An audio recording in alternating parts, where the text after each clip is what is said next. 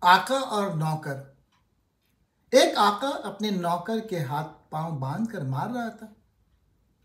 کسی پرہیزگار نے دیکھا تو کہا، میاں غور تو کرو، یہ بھی تمہارا جیسا ہی انسان ہے۔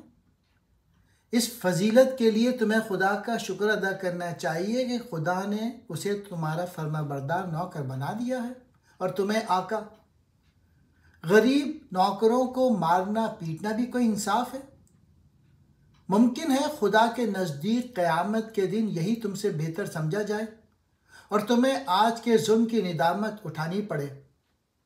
قیامت کے دن اس سے بڑی حسرت اور کیا ہوگی کہ گناہگار آقا تو دوزخ میں جائے اور پرہیزگار نوکر بہشت میں۔ طبیب اور مریض۔ ایک مریض پہلو کے درد کی وجہ سے تڑپ رہا تھا۔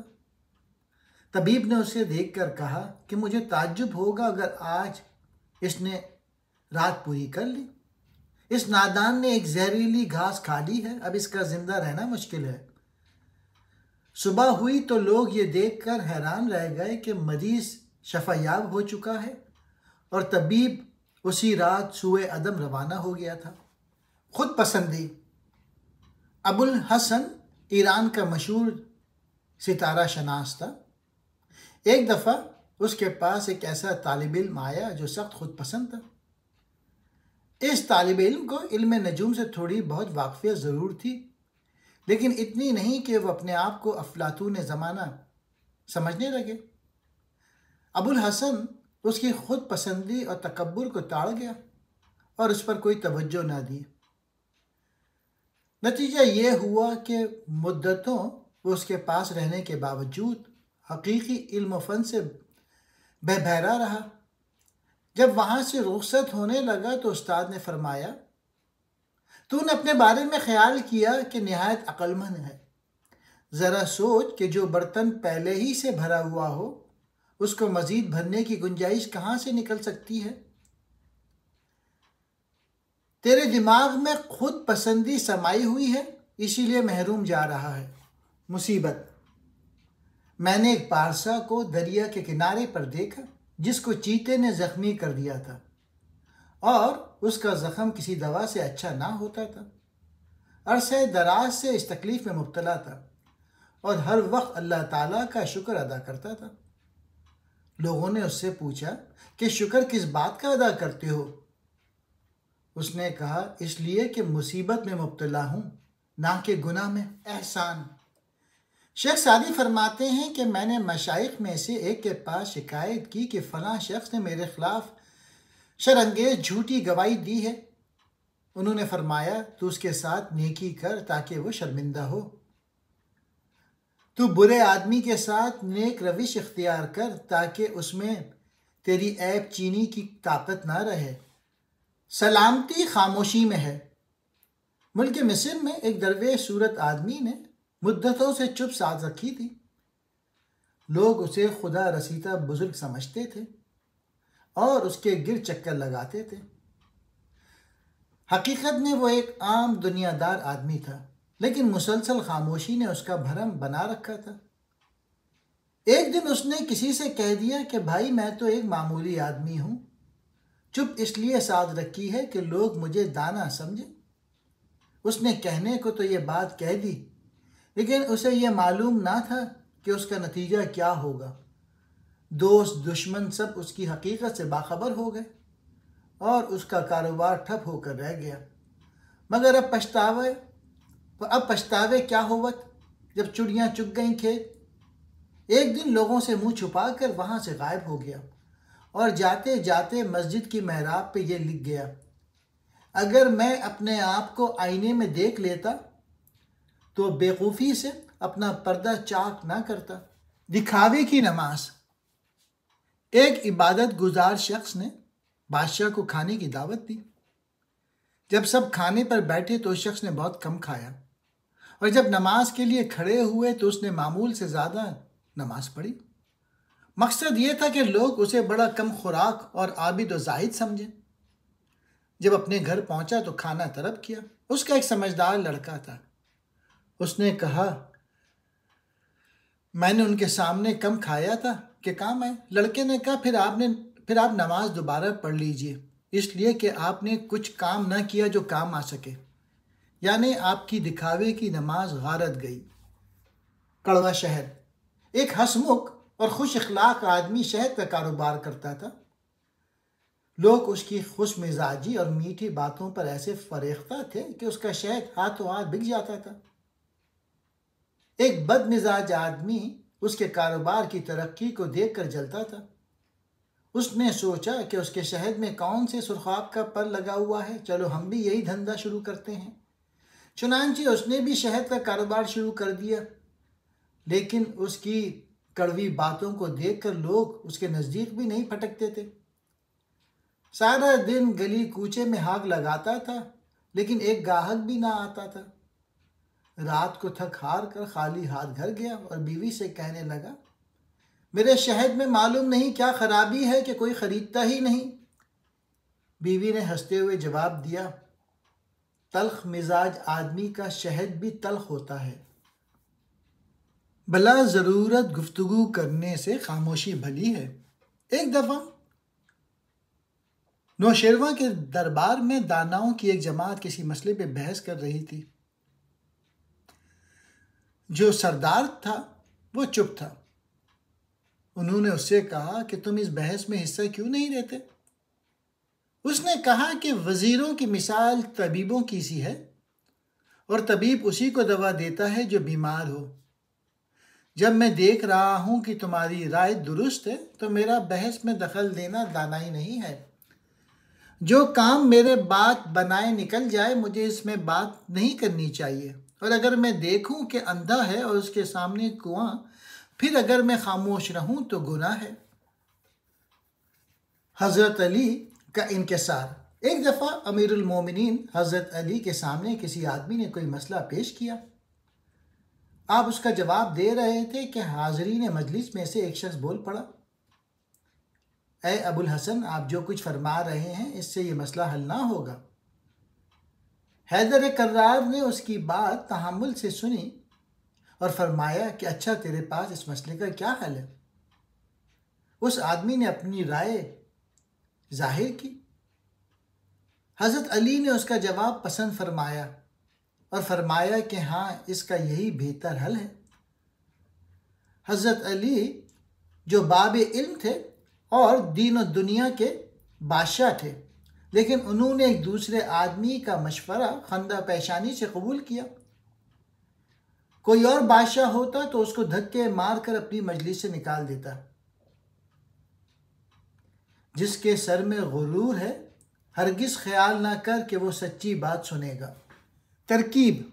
ایک مرید نے اپنے مرشد سے کہا کہ لوگ مجھے بہت تنگ کرتے ہیں، وقت بے وقت مجھ سے ملنے آ جاتے ہیں اور میرا وقت ضائع کرتے ہیں۔ پیر مرشد نے کہا، ان میں سے جو فقیر ہے ان کو قرض دے دے، اور جو مالدار ہیں ان سے کچھ مانگ لے، پھر کوئی بھی تیرے نزدیک نہیں پھٹکے گا۔ بھیڑوں سے ہمدردی کا نتیجہ۔ ایک آدمی کے گھر کی چھت میں بھیڑوں نے چھتا بنا لیا تھا۔ ایک دن اس آدمی نے اس چھتے کو اکھاڑنے کا ارادہ کیا۔ اس کی بیوی تنک کر بولی، ہے کیا غضب کرتے ہو؟ بیچارے گھر سے بے گھر ہو کر پریشان ہوں گے۔ خاوند نے اس کی بات مان لی اور بھیڑوں کو اپنے حال پر چھوڑ دیا۔ ایک دن وہ اپنے کام پر گیا ہوا تھا کہ بھیڑوں نے بیوی کو ڈنک مار دیا اور اس کا منہ سوج کر کپا بن گیا۔ شوہر گھر آیا تو اس نے رو رو کر برا حال بنا رکھا تھا اور شوہر کو کوس رہی تھی۔ شوہر نے کہا، اے بے عقل عورت، مجھے کیوں کوستی ہے؟ اپنی عقل کا ماتم کر، تو نہیں تو کہا تھا کہ مسکین بھیڑوں کو نہ مار۔ اب ان سے ہمدردی کا نتیجہ خود ہی بھگت۔ خاموشی۔ ایک عالم و فاضل شخص ایک دہریے سے بحث کر رہا تھا۔ وہ جو دلیل پیش کرتا وہ اسے رد کر دیتا اور کہتا، میں تو تمہاری دلیل سرے سے مانتا ہی نہیں۔ ناچار وہ عالم بحث سے دستبردار ہو کر وہاں سے چل دیا۔ کسی نے کہا، واہ صاحب، آپ اتنے علم و فضل کے باوجود ایک بے دین کے مقابلے میں عاجز آ گئے۔ اس نے جواب دیا، میرے علم کا منبع قرآن اور حدیث اور بزرگان دین کے اقوال ہیں، اور یہ بے دین ان کا سرے سے قائل ہی نہیں ہے اور میری کوئی دلیل سنتا ہی نہیں۔ مجھے کیا پڑی ہے کہ اس کے کفر کے یہ کلمات سنتا رہوں۔ راز سکندر سے لوگوں نے پوچھا کہ مشرق اور مغرب کے ممالک تو نے کیسے فتح کر لیے؟ حالانکہ پہلے بادشاہ غزانوں اور عمر اور لشکر میں تجھ سے بڑے ہوئے تھے، لیکن ایسی عظیم فتوحات ان کو نصیب نہ ہوئیں۔ اس نے کہا اس کی وجہ یہ ہے کہ جو ملک میں نے فتح کیے وہاں کے باشندوں کو نہ ستایا اور گزرے ہوئوں کی عمدہ رسموں کو منسوخ نہ کیا اور گزشتہ بادشاہوں کو ہمیشہ اچھائی سے یاد کیا۔ جو لوگ اس دنیا سے کوچ کر گئے ان کے نیک نام کو ضائع نہ کرنا کہ تیرا نام باقی رہے۔ استاد کی سختی ایک مدرسے کا معلم نہایت سخت گیر تھا۔ وہ نازک بچوں کو ڈانٹتا ڈپٹتا تھا۔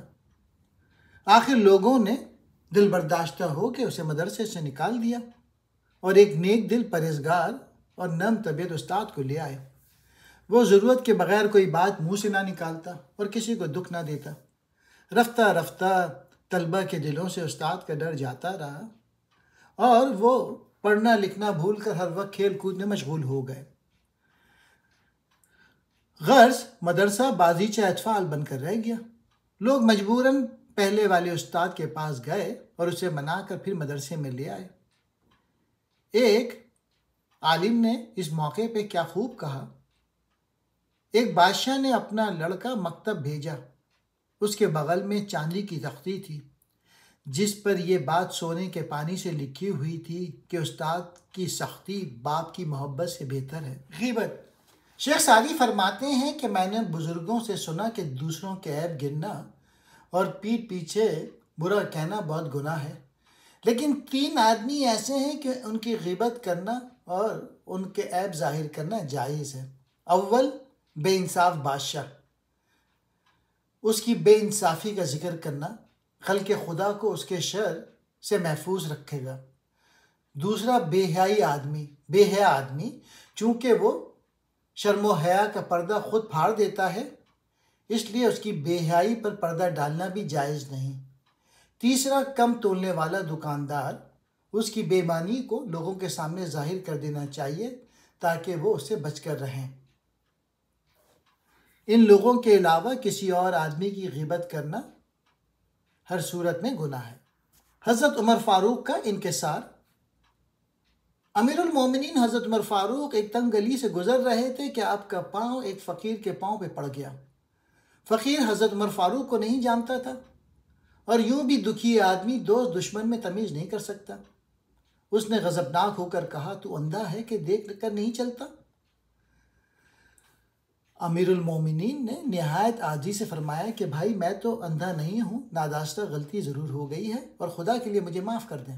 یہ الفاظ وہ شخص ایک فقیر کے سامنے کہہ رہا ہے جو لاکھوں مربع زمین کا حاکم تھا، جس کی فوجوں نے قیصر و کسریٰ کے تخت الٹ دیے تھے اور جس کے روب و دبدبے سے شیروں کا پتہ پانی ہوتا تھا۔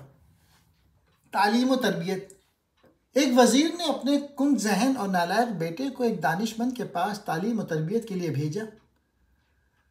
دانش مند نے مدتوں اس کی تعلیم و تربیت کی لیکن اس پر ذرہ برابر اثر نہ ہوا۔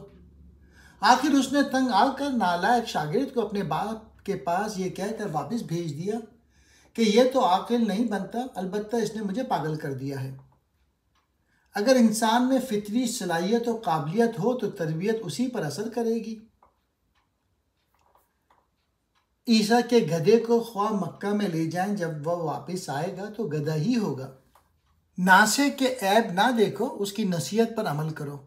ایک فقیر نے اپنے والد سے کہا، ان وعظوں کی دل آویز باتوں کا مجھ پر کوئی اثر نہیں ہوتا، کیونکہ جو وہ کہتا ہے خود اس پر عمل نہیں کرتا۔